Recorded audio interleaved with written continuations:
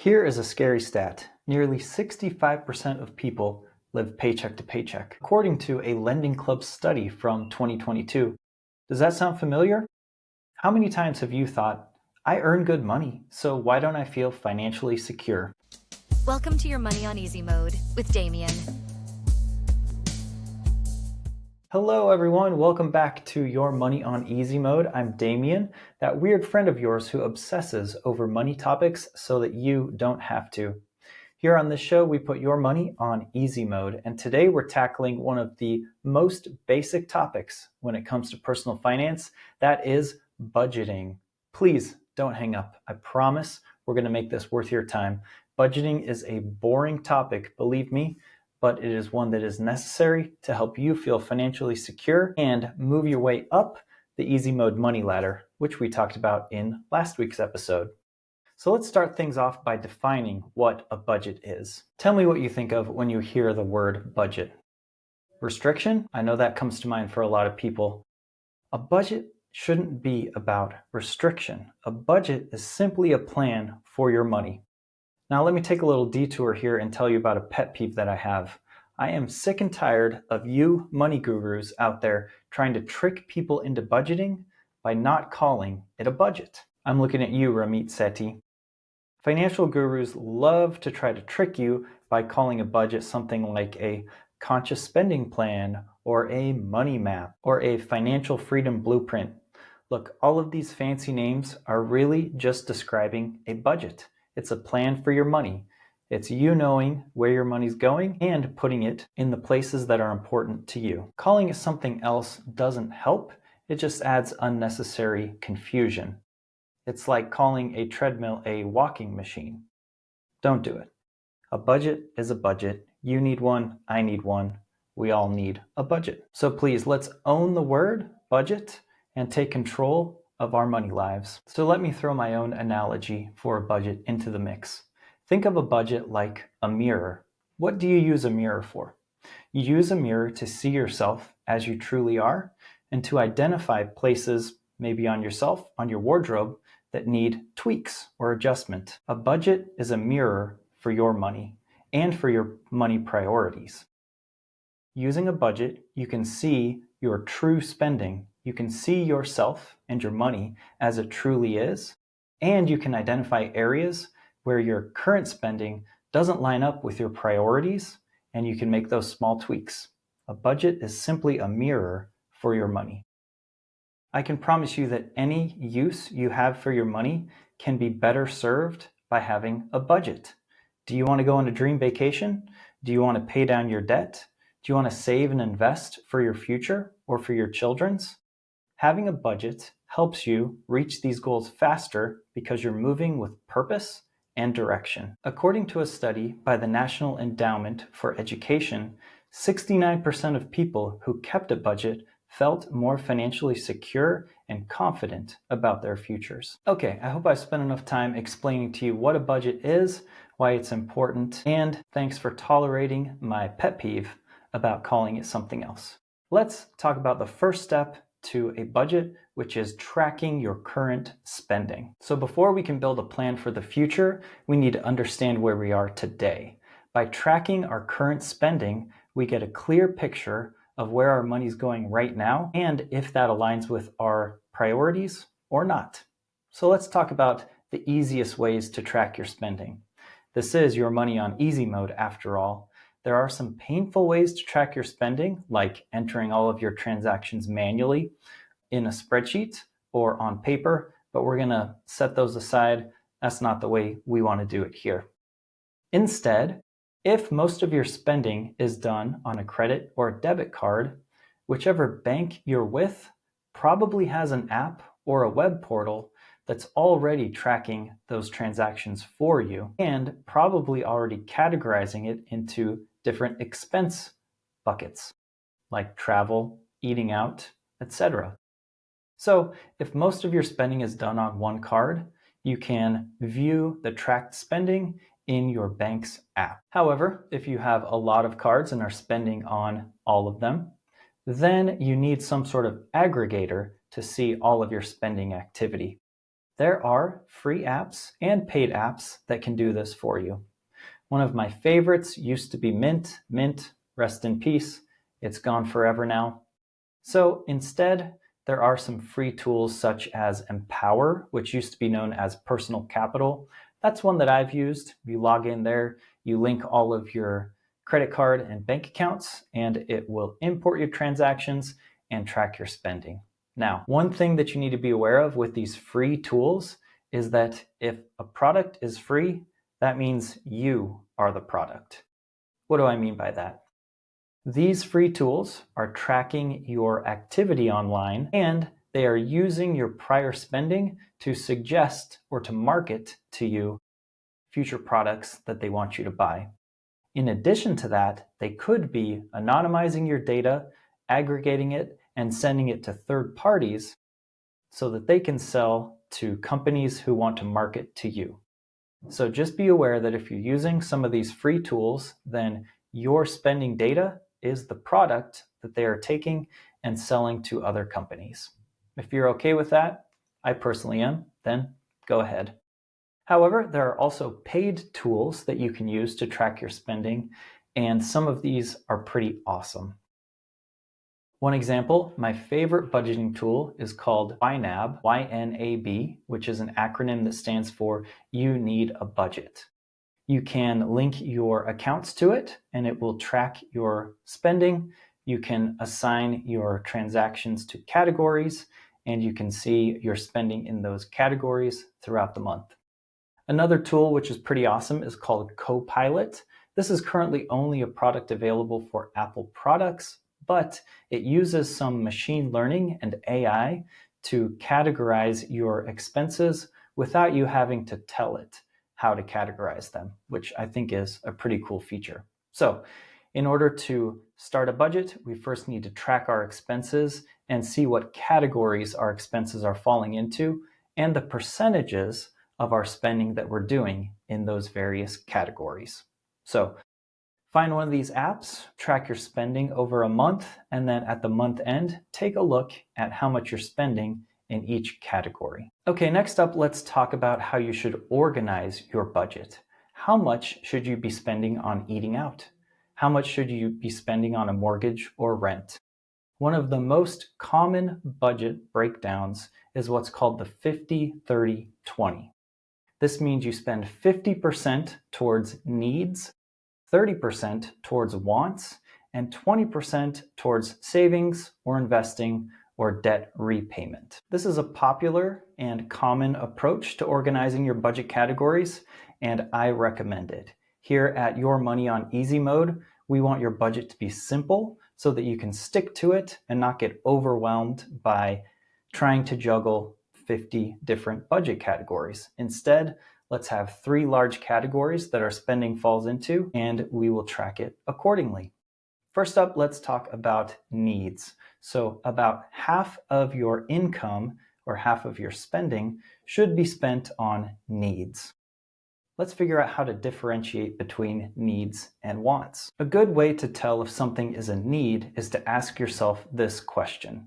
Would my life be significantly impacted or unsafe if I didn't spend on this thing? For example, mortgage or rent. You need a place to live. If not, your life would be severely impacted and you would be unsafe. Now, what about Netflix? Do you need that? Would you be unsafe without Netflix? I think for most people, maybe everyone, Netflix is more of a want than a need. By asking yourself this question, you can figure out what expenses in your life are needs and which are wants. Now, 50% to define needs is a rather large generic bucket. Let's talk about how to break that down. Let's focus on spending 30% or less of our income on housing. This is a good rule of thumb that's used in the real estate lending industry. Most lenders won't give you a mortgage that's more than, say, 35-38% of your income. So let's keep our spending on housing costs, meaning rent and mortgage, at 30% or less of our total budget. The other 20% of the 50% of needs would go towards other expenses that are necessary for us, to keep us safe. So now let's move on to talk about that 30% that makes our life enjoyable, our wants. Here are 2 questions you can ask yourself to determine if something is a want. Question 1, is this something I enjoy, but I could live without? Things like eating out, Netflix, getting a massage, are the types of purchases that you would answer yes to this question. Question 2 is, can I delay this purchase without immediate consequences? If the answer is yes, then this is probably a want. Now, I would say that the 30% that goes towards wants is the part of your budget that is the most flexible. If you want to aggressively pay down debt, or if you're catching up on saving and investing, then scale down the amount you spend on wants and increase the next and last budget category, which is 20% towards saving, investing, and debt repayment. This last 20% of your budget is what reduces your financial stress and helps you plan for the future. Now, I've mentioned that this 20% can cover 3 different things. It can cover your savings, meaning your emergency fund. It can cover your debt repayment, or it can cover your investments. Now, how much you allocate to each of those 3 inside of this 20% bucket is based on what step you're on in the easy mode money ladder. Quick recap of the first 4 steps of the easy mode money ladder, which we talked about in last week's episode. The easy mode money ladder tells you exactly what to do with your next dollar to maximize your debt repayment, get an emergency fund built up, save for the future, and enjoy life right now. Back to the first 4 steps. Step 1 is to get your baby emergency fund, meaning you save up enough to cover all of your insurance deductibles. If a serious emergency hits your life and you have to pay your insurance deductibles, have that amount saved up in a high yield savings account. Step 2 of the easy mode money ladder is to get your employer's match in your 401k or your employer-sponsored retirement plan. Step 3 is to pay down your high-interest debts. And then step 4 is to fully fund your emergency fund up to 3 to 6 months. So out of the 20% that you have in your budget for these goals, work your way through steps 1 through 4 of the easy mode money ladder. And then once you have paid off all your debts and you have a fully funded emergency fund, all of that can go towards savings, towards adding money to your investments, or saving up for big purchases in the future. By following the easy mode money ladder, you ensure that you are spending money towards the most impactful priorities in your life. This is how you get the most bang for your buck with your money. So let's take a look at an example of the 50-30-20 budget. Let's say you have a monthly income of $4,000. First, you would allocate 50% or $2,000 needs. These needs would include things like your mortgage or rent, your insurance payments, groceries, and utilities. Next up, you would put 30% or $1,200 towards wants. These would be things like eating out, a cable subscription, and other hobbies that you might have. Finally, that last 20% or $800 would go towards saving, paying down debt, or investing. And that, in a nutshell, is how you build a budget that is simple and effective: 50-30-20. Keep in mind that these are rules of thumb. You can tweak percentages to fit your unique situation. However, I would recommend that any of those tweaks go in the direction of putting more into saving and investing and less into wants. If there's one budget category that you could safely reduce more than the others, that would be your wants. However, be very careful too about your needs. Once something moves from the want to the need category, it's very hard to reduce it or get rid of it. You get used to that in your life, a concept that's known as lifestyle creep. So if you move into that big fancy house or apartment and you've got that huge mortgage or rent payment now, it's going to be very hard for you to work backwards and reduce your lifestyle. So be very careful and considerate when you're thinking about increasing your needs. Cool. So we have talked first about tracking your spending to figure out where you are today. Then we talked about a framework, the 50-30-20 rule for setting up a budget. Now it's time to put that budget into action. So to do that, we need to take a look at the spending that we had from the previous month and see how that fits into the 50-30-20 rule and determine if there are changes we need to make in our lives. Maybe we need to eat out less and do more meal prep. Maybe there are subscriptions that we have that we're not really using and we can get rid of them. By making these decisions, we fit our life to meet the 30-20 rules and we align our actual spending with what our priorities are. Let me give you a few more pointers for how to make a budget really work. One thing that's tricky about a budget that messes people up is they try to forecast their spending for the next month with the money they're going to earn for the next month. You could have a variable income or you could have a very stable income. That variability in your income makes it harder to predict how much money you'll have the next month, therefore how much you can spend for the next month. So one thing that I recommend, and I was taught this by You Need a Budget, is to live on your last month's income. What does this mean? This means that we build up enough savings that we have at least 1 month in our bank account. Ideally, you'll fully fund your emergency fund up to 6 months. But once we have 1 month built up in our bank account, then we can safely plan for the next month using that money. We know what we've made last month. We have this pile of money for the next month, and we can safely allocate that across the 50-30-20 rules in order to plan for our next month. So I highly recommend getting to a place with your finances where you have at least 1 month of your spending in your bank account, and then you can apply the 50-30-20 budgeting rules to that money for your next month. So every month, you know exactly how much money you have to spend for the next month. My second tip for making your budget work is using a strategy called zero-based budgeting. And this goes hand in hand with living on last month's income. Zero-based budgeting is just a fancy term for saying give every dollar that you have a job. Assign all of your money to a category so that you have a clear plan for that money. What you don't want to have is some money assigned and other money unassigned, because that unassigned money has a way of disappearing. We find ways to spend here and there that we didn't even know that we were never planning on, but that money can just disappear. If your money has a job, if you've assigned it to a category, there's a much better chance that it gets spent for that purpose rather than disappearing somewhere that we hadn't even planned on.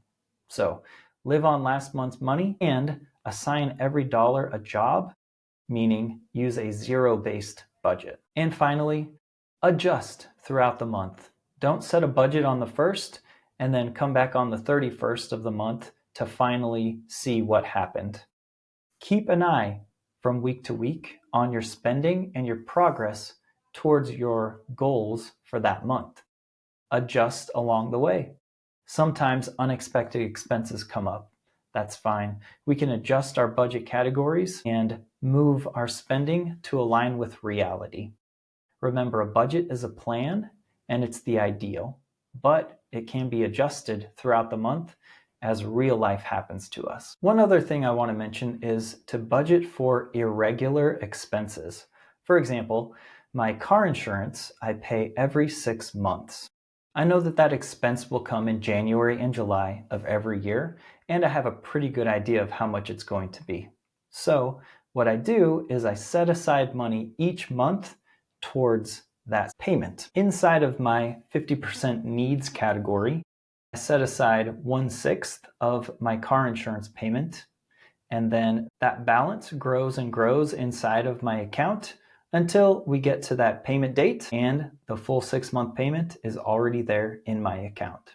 So for those irregular expenses that are predicted, go ahead and set aside money every month to prepare for that expense. So how should we keep track of our budget?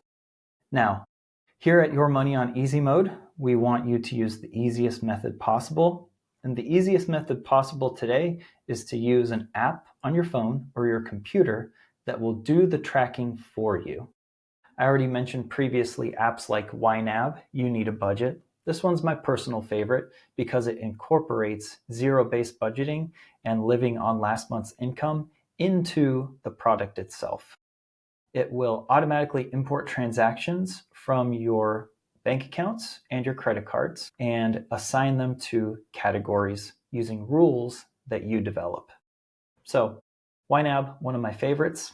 Additionally, I mentioned Copilot, which is an Apple product, which can do some automated tracking of your expenses and assignment to budget categories. But there are lots of products out there. Mint, rest in peace, shut down a couple years ago. I know a lot of Mint refugees have made their way over to a product called Monarch Money. Haven't used it myself, but I've heard lots of good things about it. So there are 3 options for you for paid apps that you can use to track your budget. Now let's cover a few budgeting mistakes that I want you to avoid. The first one, and this is one that I have a tendency to fall into, is to overcomplicate your budget. I love creating super specific, granular categories in order to track all of my spending, but honestly, to what purpose? It's just more work that doesn't add that much benefit to my life. Keep your budget simple. 50% towards needs, 30% toward wants, and 20% towards savings, investing, and paying down debt. Another budget mistake that I see people make is to budget for only what they have to spend on that month. Remember, there are irregular expenses that come up in your life. There are bills that you pay quarterly or even every 6 months or annually. Plan for these expenses in your monthly budget. Figure out when you have to pay that bill, divide it by the number of months between now and then, and save that amount of money up each month so that once that bill comes, you are ready for it. Another mistake that I see people make with their budgets is not tracking them regularly. Someone will set a budget at the beginning of the month and then come back and revisit it at the end of the month. The problem is a lot of purchases can happen throughout the month that need to be categorized. If you don't keep up on it, say once a week, you're going to get discouraged by the amount of transactions that you need to categorize and review if you wait until the end of the month. Please, at least once a week, take a look at your budget, take a look at the new transactions that need to be categorized, put them into their categories, and adjust your budget accordingly. And finally, please don't give up after one bad month. Budgeting is a skill that takes practice. You're not going to be a pro at it the first month you try it. I know it can be discouraging, but stick with it, and after a few months, you'll be a budgeting pro. All right, folks, we did it. We talked all about the Your Money on Easy Mode method for budgeting. Remember, first we talked about what a budget is. It's simply a mirror for your money. Don't be fooled by people who call it a conscious spending plan or a financial freedom plan or a money map. It's a budget. It's a plan for your money, a reflection of your values and the way that you prioritize and spend your money. You need a budget. Next up, we talked about the first step to budgeting, which is simply tracking your spending. By tracking your spending for a month, you get an idea of what you're spending on today, and you can identify areas where your current spending doesn't align with your goals or your values. Next up, I gave you a framework for a simple budget. Spend 50% every month towards needs. 30% of that should be towards housing, 30% or less. Then spend 30% of your budget towards wants, and finally 20% of your budget towards saving, investing, and paying down debt. Now remember, when trying to determine if something is a need or a want, ask yourself a couple of questions. If I didn't buy this, would my life be severely impacted or unsafe? If the answer to that question is yes, then it's a need. I gave you a few recommendations for apps to create your budget. We talked about how to live on last month's income and how to use a zero-based budgeting strategy in order to give every dollar in your budget a job. Finally, we covered some common pitfalls that I want you to watch out for as you're creating your budget. Remember, budgeting isn't about restricting yourself. It's about creating priorities and a plan so that your spending aligns with what's important to you. By aligning your actual spending with your priorities and your goals, you're setting yourself up for financial success, peace of mind, and ultimately wealth. All right, that's it for today. Thank you for joining me on Your Money on Easy Mode. If you found this helpful, please subscribe to the channel and share this episode with a friend. See ya! Thanks for listening to Your Money on Easy Mode. If you enjoyed this episode, then please subscribe and share it with a friend.